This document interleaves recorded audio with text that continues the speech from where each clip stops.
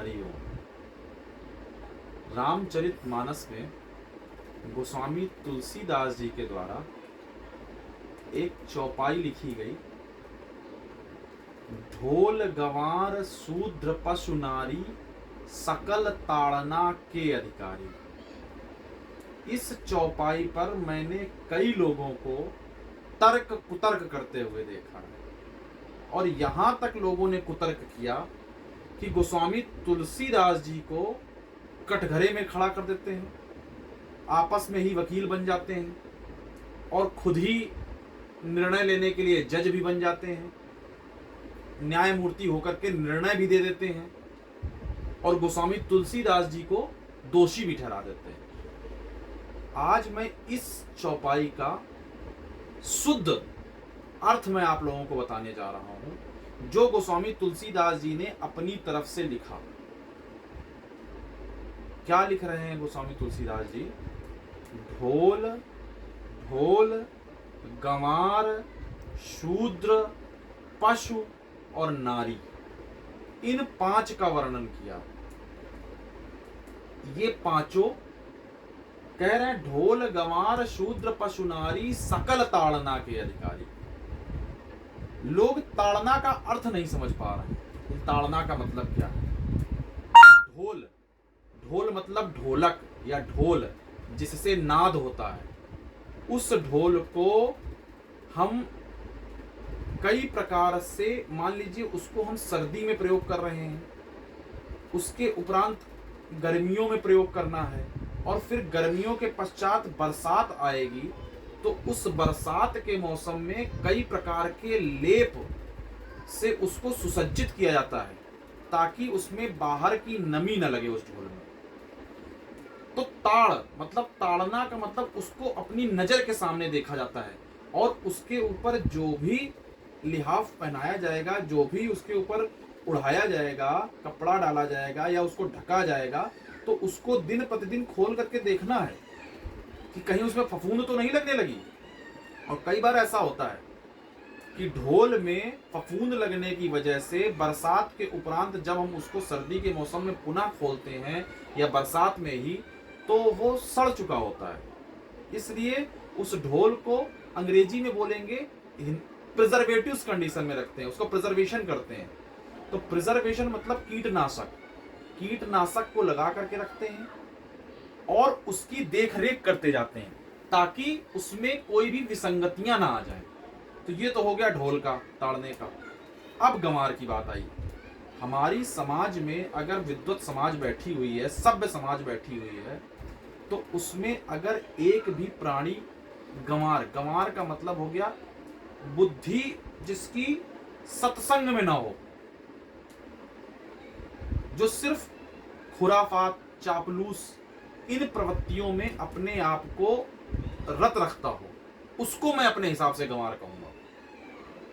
जिसने संत समाज को कभी संत समाज का आश्रय न लिया हो, जिसने सिर्फ भोजन किया हो और पर निंदा की हो, उसको गंवार कहा जाएगा। और गंवार की इसके अतिरिक्त तो कोई परिभाषा नहीं है। तो उस गंवार को जब एक विद्वत, ज्ञान युक्त, भक्ति युक्त, वैराग्य युक्त और कर्तव्य निष्ठ समाज बैठी हो, तो उस जगह पर अगर एक भी गंवार प्राणी हो तो उस पर नजर रखना पड़ता है, ताड़ना पड़ता, ताड़त।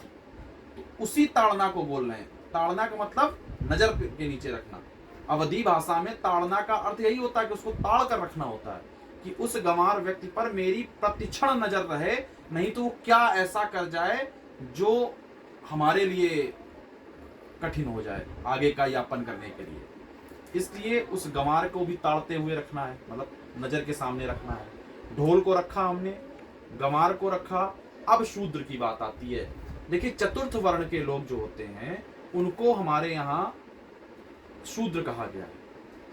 चतुर्थ वर्ण के लोग हमेशा बेचारे कर्म किया करते हैं और उनको कर्म के अनुसार पुरस्कृत किया गया कि नहीं किया गया, ये उस राजा के अधिकार क्षेत्र में होता है। तो सदैव उस चतुर्थ वर्ण के प्राणी के साथ न्याय हो सके, वो अपनी बात आपके राजा के पास तक पहुंचा सके, इसलिए राजा को अपनी नजर सदैव उस चतुर्थ वर्ण के प्राणी की तरफ रखना चाहिए कि वो जिस हिसाब से श्रम कर रहा है उस श्रमिक को प्राप्त धन पर्याप्त है उसकी दिनचर्या के लिए कि नहीं है।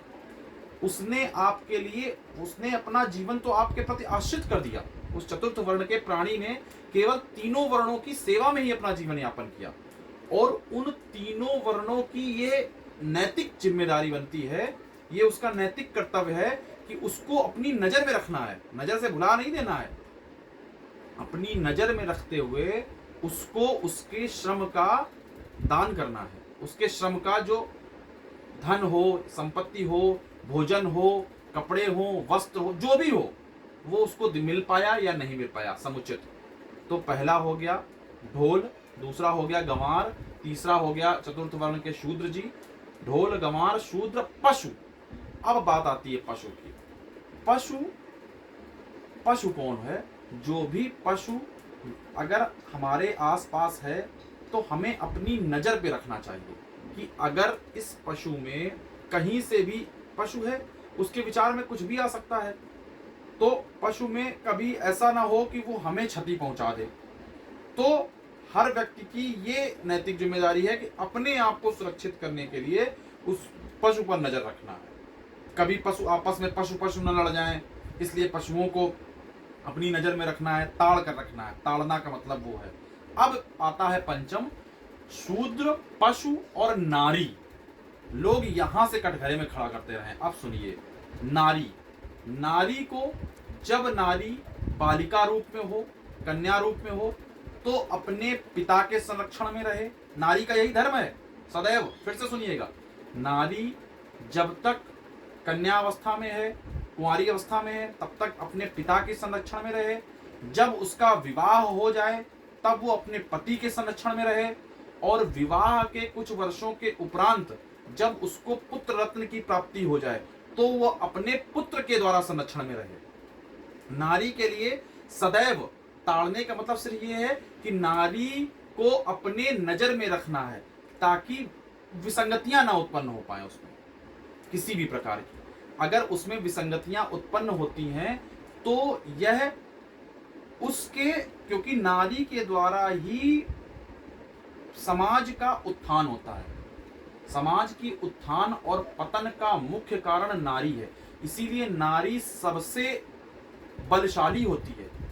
नारी का नाम सिर्फ अबला नहीं है, नारी ही जन्म देती है एक व्यक्ति को, पुरुष को या इस सभ्य समाज को।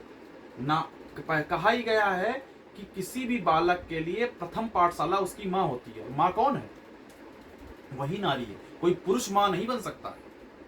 तो जिस प्रकार से बालक की प्रथम पाठशाला वो नारी है, तो उस नारी में जितना भी सद्गुण हम डाल सकें, हम सद्गुणों का प्रवेश करा सकें, हम उसको, उस नारी को सदैव इस प्रकार से अपनी नजर के सामने रखें कि दुर्गुणों का प्रवेश ही न हो पाए। ये गोस्वामी तुलसीदास जी उस चौपाई के माध्यम से कहना चाह रहे हैं, जिसको हम जैसे कई पामर प्राणियों ने, पामर मतलब जो समझ से थोड़ा परे हैं, उन्होंने समझ लिया है कि नहीं, इसका कुछ और अर्थ है।